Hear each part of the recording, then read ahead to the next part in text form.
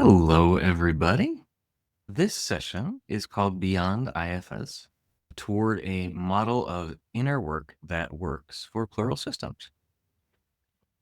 The internal family systems model of human ecology, called IFS for short, is quickly growing in popularity worldwide. IFS teaches that human psychology is naturally multiple and that healing happens when we know and love every part of who we are. It teaches a lot more than that. We'll get into that. But that's the gist. So there's a clear affinity between IFS and the experience of plural systems. Despite that, the model is still largely taught and practiced without considering the real diversity of plural experience and what systems need from day to day. So as a plural IFS practitioner, I want to change that for everybody's benefit. And it's my belief that a model of human multiplicity that works better for plural systems will serve singlets better too. So let me start by introducing my system. So my name is Ash Chudgar.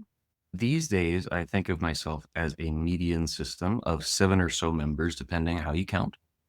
We are comfortable using he, him, or they, them singular pronouns for general purposes. But among fellow systems, as we are right now, we really like having the freedom to use we as well as I to refer to this whole ensemble. Every plural system is different, and the only one we really understand is our own. So we'll use our own system as an example sometimes in what follows. If you can't see me, I'm a light-skinned person with a bald head, 45 years old. I have a brown beard tied into 2 braids with these little yellow roses at the ends of them. I am wearing a green quilted coverall with a red lining and corduroy lapels because it's chilly here in Minneapolis. I am sitting in front of a bunch of bookcases here with books and plants on them. And that's me. So if your system likes to take notes, you are welcome to, but I will also provide the slides at the end if you want them. You should feel free to experience this session in whatever way works best for you, like by watching the video or pausing and going back, or by just reading the transcript. I won't mind, whatever works. And okay, to start, I want to thank some of the people and systems who have helped make this presentation possible. We were honestly really nervous submitting this session for the Plural Positivity World Conference because we know full well that IFS is very controversial in the plural community for really good reasons. To our delight and panic, the session did get approved, so we have been spending a lot of time learning from the IFS and plural communities to prepare. We want to offer our gratitude to a few folks in particular. First, our friend and colleague and IFS genius, Forrest Merrill, for their wisdom about plurality and dissociation. We want to thank the coaching clients who have trusted us to share their plural experience. The public scholarship of Jamie Marish's system. You may have encountered Jamie in previous plural positivity events. They are amazing. And most of all, we want to thank the Reddit community of our plurals, a community we just found a few days ago, which has been incredibly welcoming and helpful. And of course, thank you very much to the Stronghold system who convened us here today, and everybody in the Plural Association who has volunteered to make this conference possible, and to every member of every system who is here. Thank you. All right. So I want to tell you a little bit about this system because it's important. We came to understand our own plurality through internal family systems. And when we did, we were in adulthood, we had a job, we had a stable home and family life. Like we were in the best possible position to come to terms with our own plurality. And IFS is what enabled us to do that. So first, we read do-it-yourself IFS books. Then we worked with an incredibly skillful IFS practitioner. Then we had the astonishing good luck of being able to learn the model in the IFS Institute's Level 1 training. Then we started working one-on-one with clients, including some plural systems, DID diagnosed and otherwise.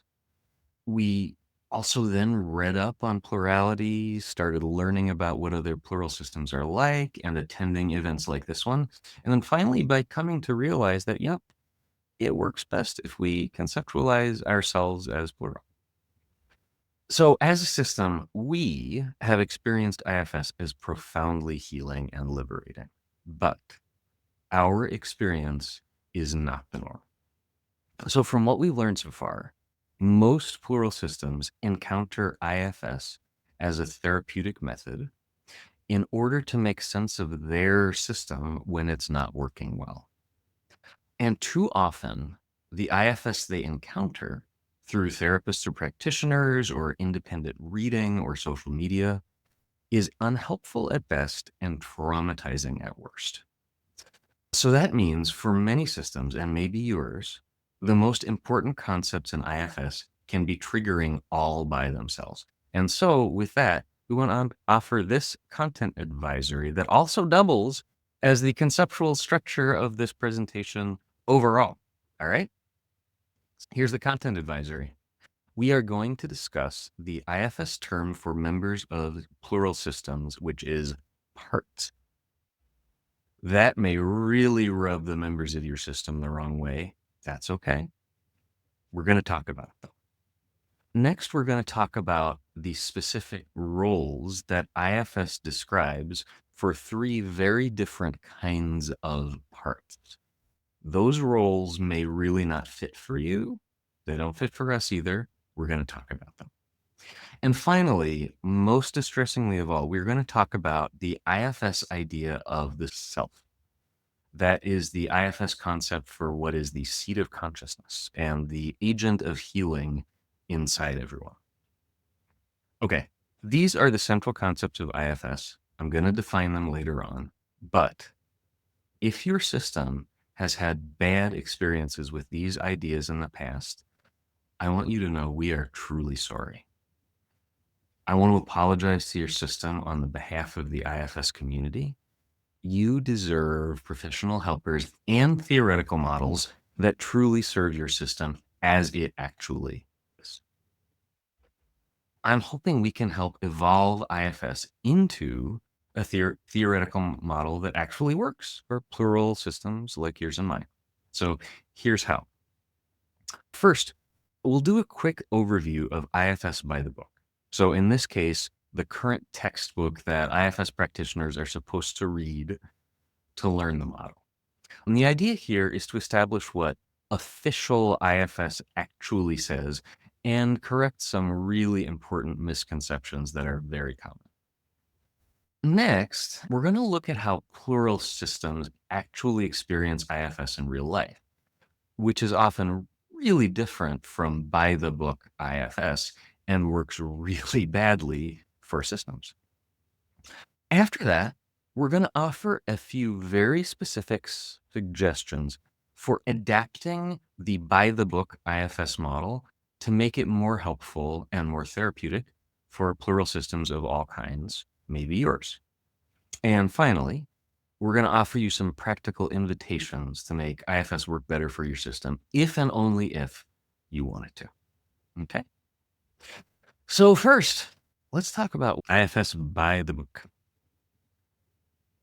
We're going to be using this book. It is called Internal Family Systems Therapy, Second Edition by Richard Schwartz and Martha Sweezy.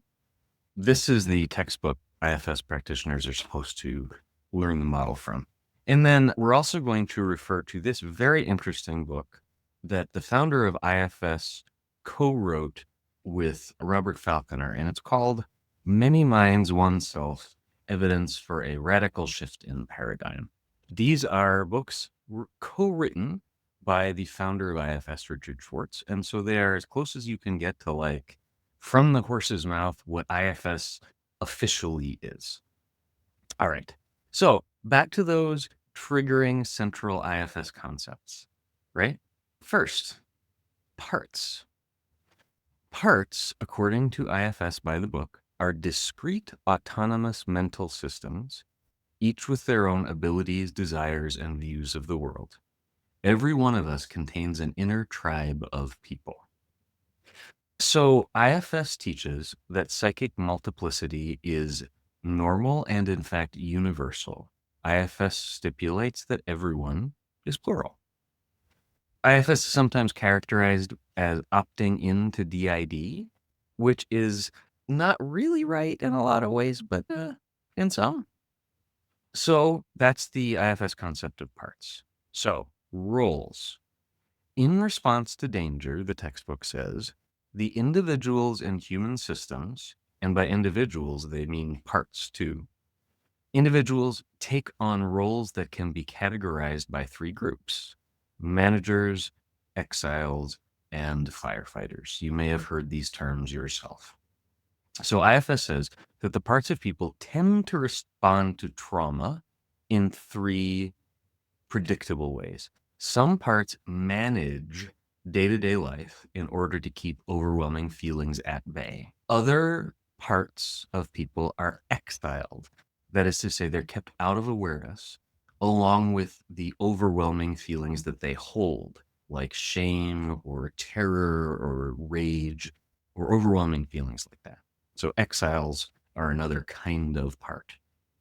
And then third, IFS says that firefighter type parts respond quickly when exiled parts emerge into awareness by using strategies that reduce their overwhelm and push them back out of consciousness. So classical firefighter behaviors are like numbing substances like alcohol or other drugs, or behaviors that like get you out of the overwhelm.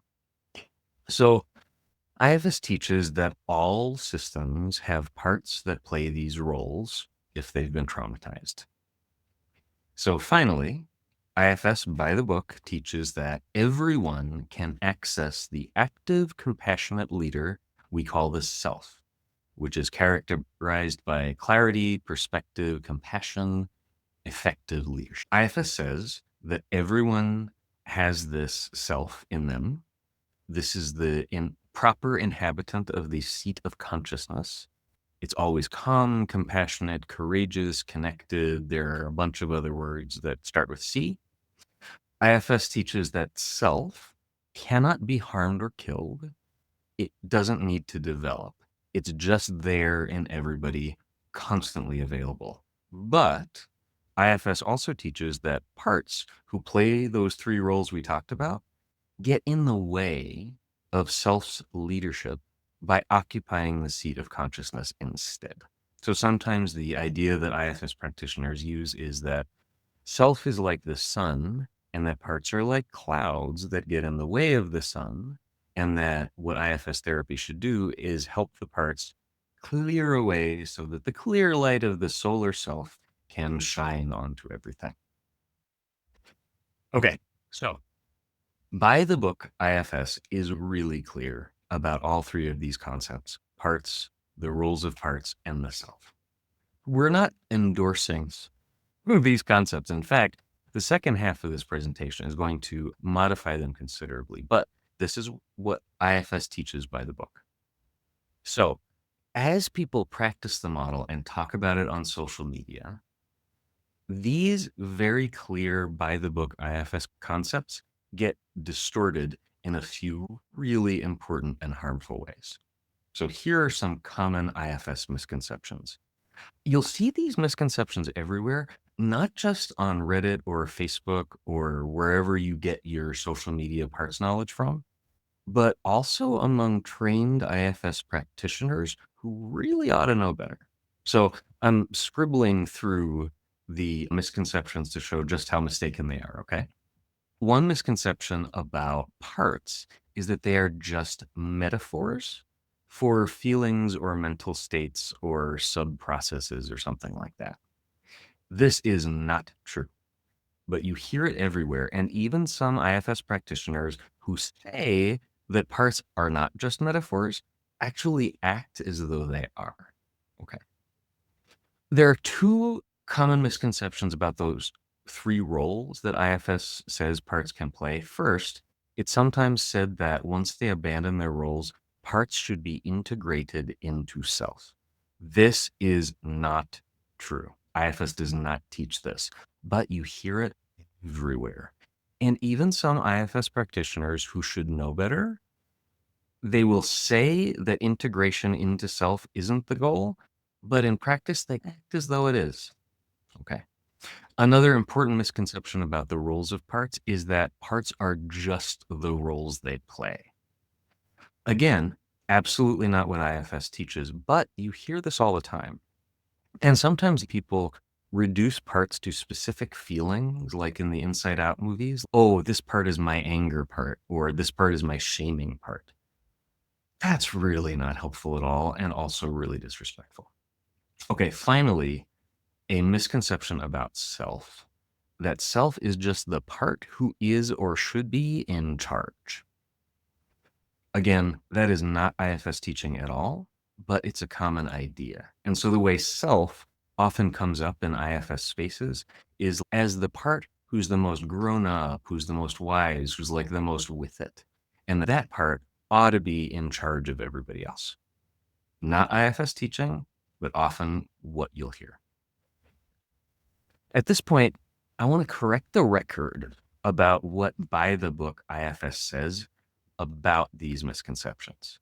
So, corrections. First, parts populate our inner world. They are not metaphors. Rather, they are inner beings with full personalities. Richard Schwartz and Bob Falconer say this verbatim. IFS does not believe that parts are metaphors. IFS believes they are real. Okay. Second misconception that I want to correct, parts do not disappear under self-leadership, but their extreme roles do, as does the rigid three-group arrangement of managers, firefighters, and exiles. So in By the Book IFS, the integration of parts into the self is not, absolutely not, the goal. I cannot emphasize that enough. IFS teaching is also clear that parts are not just the roles they play. In fact, IFS says clearly that parts get to decide what role they want to play in the system, and they can and do change over time. Okay. Finally, another important correction from By the Book IFS. The self is either an active inner leader or an expansive, boundaryless state of mind, an I, or an expansive sense of space and energy. So in IFS, by the book, the self is not just some like special boss part who is in charge. It's more like what you would call Buddha nature or your inner light or compassionate awareness. For by the book IFS, self is fundamentally different in kind from parts. You can think of parts as like inner individuals and self as like a field of compassionate awareness that unites them all, that they all have access to. So that is what IFS teaches by chapter and verse. But those common misconceptions about IFS that I just debunked are everywhere, not only on social media or YouTube or whatever, but also among IFS practitioners who should know better. And even strictly by the book IFS, which is what I've presented so far, often doesn't work for plural systems. Okay. So for the remainder of this presentation, I'm going to stop talking about IFS as it is presented in books. And I'm going to move into the realm of the experience of plural systems like yours and mine. So my system, as I have said, knows how IFS doesn't work for us. We also understand how IFS doesn't work for our clients who are plural systems who needed adaptations of the model too. But we also wanted to understand how IFS doesn't work for other systems. And so to find out, we asked the IFS and plural communities on Reddit that exact question. The way we phrased it is, what do you wish IFS knew about plural systems? And the conversations that ensued, particularly on the Plurals subreddit, were just massively mind-blowingly interesting. And I'm really looking forward to sharing this presentation with them. So here are some highlights. How do plural systems experience the idea of parts? So I'm quoting directly from Reddit folks here. Not everyone is plural. IFS says everybody is plural, that multiplicity is normal and natural and universal. Plural systems know better. That's just not the case. Some people are actually just straight up singlets. We're not metaphorical. Members of plural systems rightly resent being told that their headmates are just metaphors for something else. In fact, some IFS practitioners struggle to grasp that some of us actually do experience ourselves as internally multiple rather than being multiple as a sort of like therapeutic fiction that we adopt because it's helpful.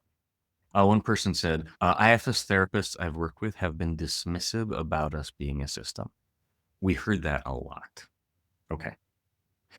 The idea of roles rubs plural systems the wrong way, too. Redditors told me, we are not just roles, we are people. By the book, IFS agrees, parts are not just the roles they play, but in real world practice, often IFS treats parts as nothing more than like functional units who do a specific job in a rigid way. Another person said, we also particularly dislike thinking of ourselves as family. That's fair, right? For lots of plural folks, me included, family has never been a particularly safe or a desirable kind of environment to exist in the outer world, much less inside. Another system said, not every system is an internal family system. So we take this to mean that not every system is what IFS says it should be. And IFS can do a lot of harm to plural systems by insisting otherwise. So finally, the concept of self is really troublesome for many plural systems. One system says, no one in here is in charge and no one should be. That's true in my system as well. Systems don't need to be or have hierarchies. In fact, many plural systems, including this one, are deliberately anti-hierarchical. In fact, healing for us has meant getting out of rigid hierarchical structures in which some parts are in charge and others are expected to obey. And finally, you need to be both in self and in parts, depending on the context. And this is what IFS pathologizes.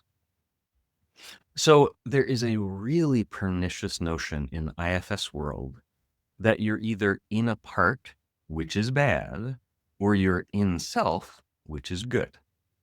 Now, that is not by the book IFS teaching. It really isn't. Nevertheless, in practice, it's totally how people behave.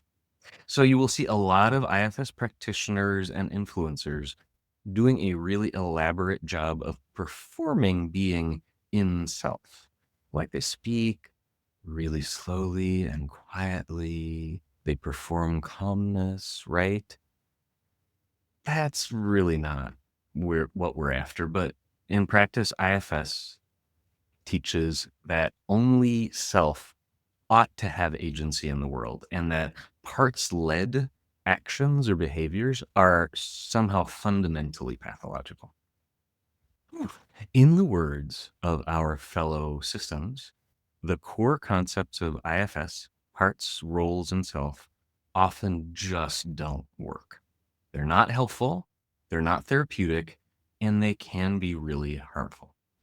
But this system believes we can make them work better. Those huge problems with IFS are real, but it's also true that IFS is far and away the most plural friendly psychotherapeutic model available in the world today. If there's a better one, please tell me.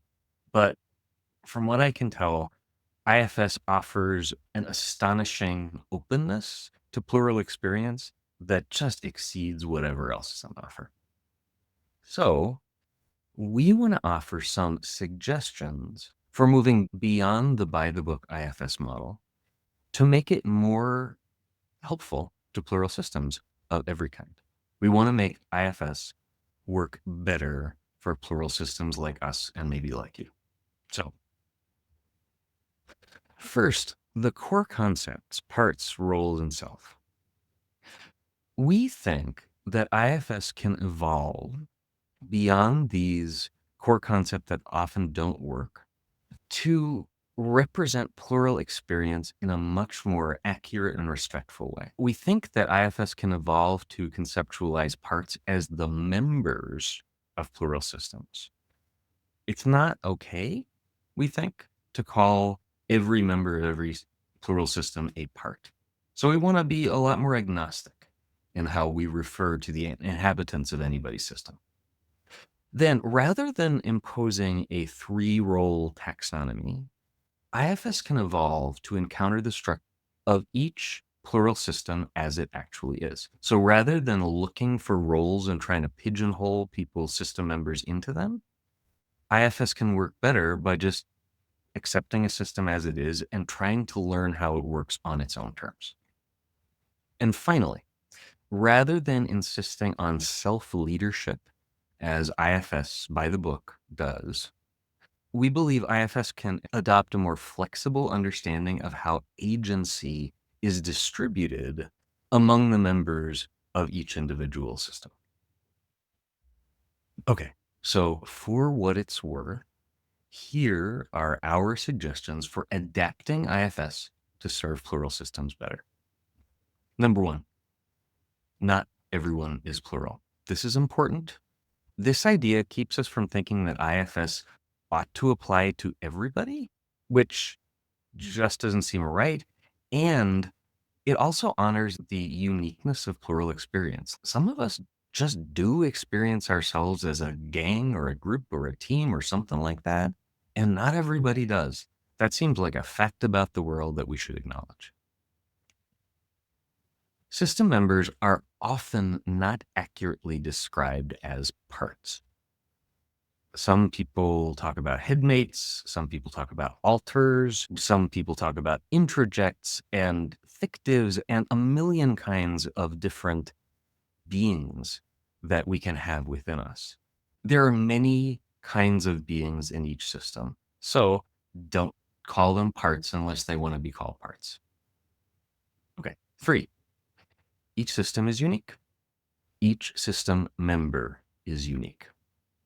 So this suggestion comes naturally to skilled IFS practitioners, but we want to stress this. Every member of every system is unique. There is no universal template that fits every system or every member of it. When it comes to systems as they are structured, externally imposed taxonomies are usually inaccurate. So let me be clear. The categories of exile and manager and firefighter can be useful as a sort of heuristic or field guide for IFS practitioners to have in mind. They can be even helpful to folks who are just learning IFS as a way to understand their own system. But the idea that every member of every system has to fall into one of these categories is just wrong. 5, there is no right way to be a system. So IFS often gives people the impression that the only healthy kind of system is a nuclear family with a loving parent who's in charge, or a well-run company with a benevolent CEO who's in charge, or a presidential democracy with an awesome president in charge.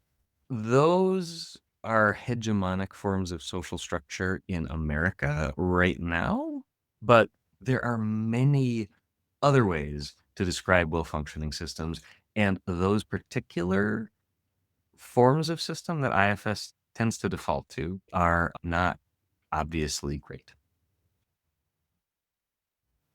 Okay. 6, each system has the right to determine its ideal structure. So the idea here is that the ideal organization of any plural system will arise from within rather than being imposed from without. And what that might mean is your system might want to organize itself in a way that is quite different from the IFS standard way of understanding things, and that's all right. Next idea. Self-leadership is not self-evidently ideal or desirable. So, to be clear, your system might in fact work best when self is a loving parent or a good CEO in charge of workers or a benevolent leader of a democracy. Maybe that does work for you, and that's okay. But self leadership as a concept, which is so central to IFS as a model, is hardly obvious or self evident, right? IFS thinks it is, but it isn't.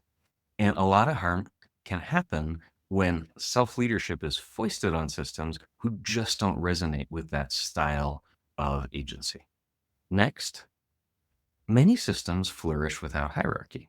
So, in fact, lots of systems choose a model for system responsibility that is radically democratic or even straight up anarchist. My system, for example, uses a principle of what we call substantial unanimity in decision making. You get to decide what works for you, and maybe hierarchy does, and maybe it doesn't. And finally, independent action by system members is often beneficial.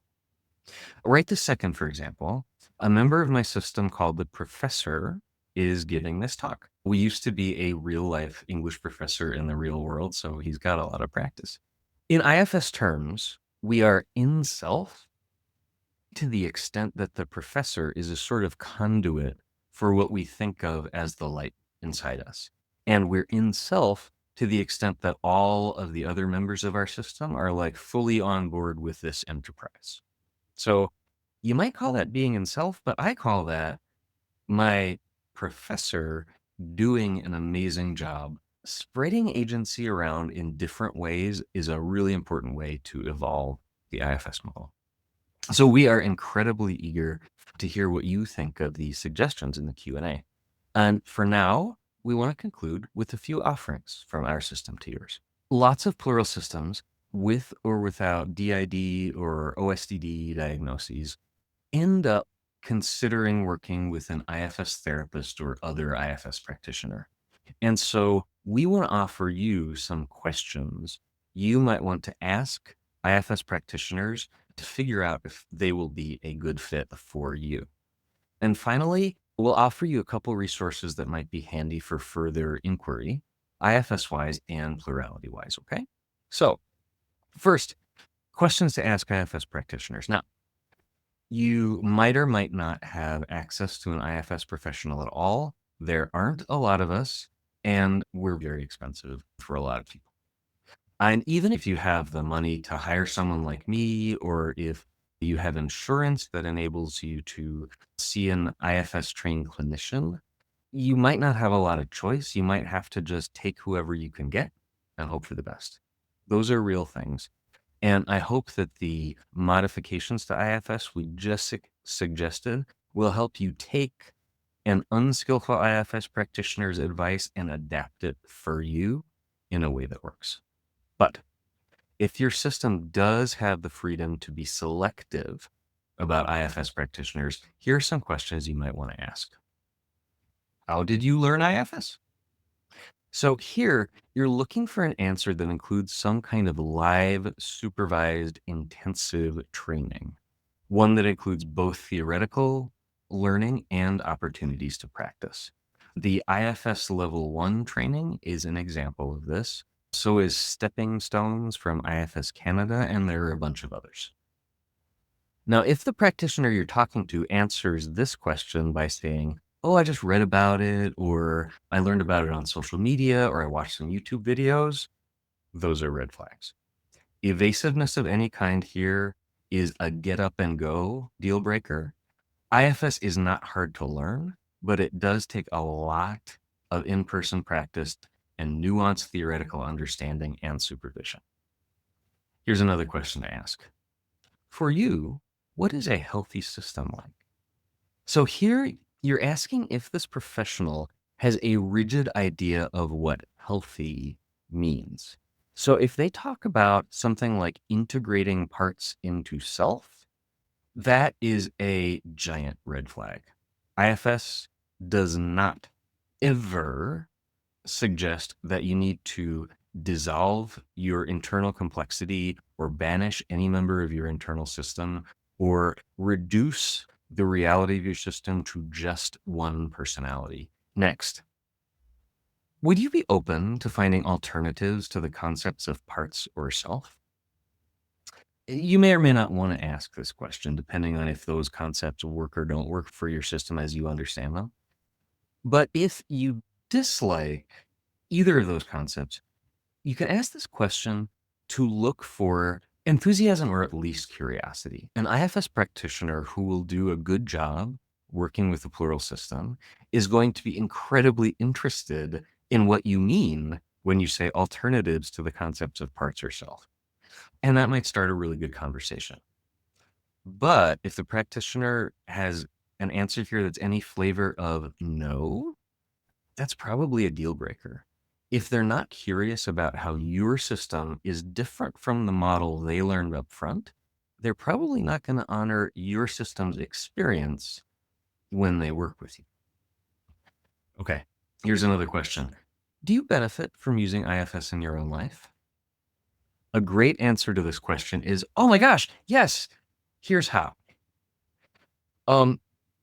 Another acceptable answer would be, I don't make time for my parts as often as I should.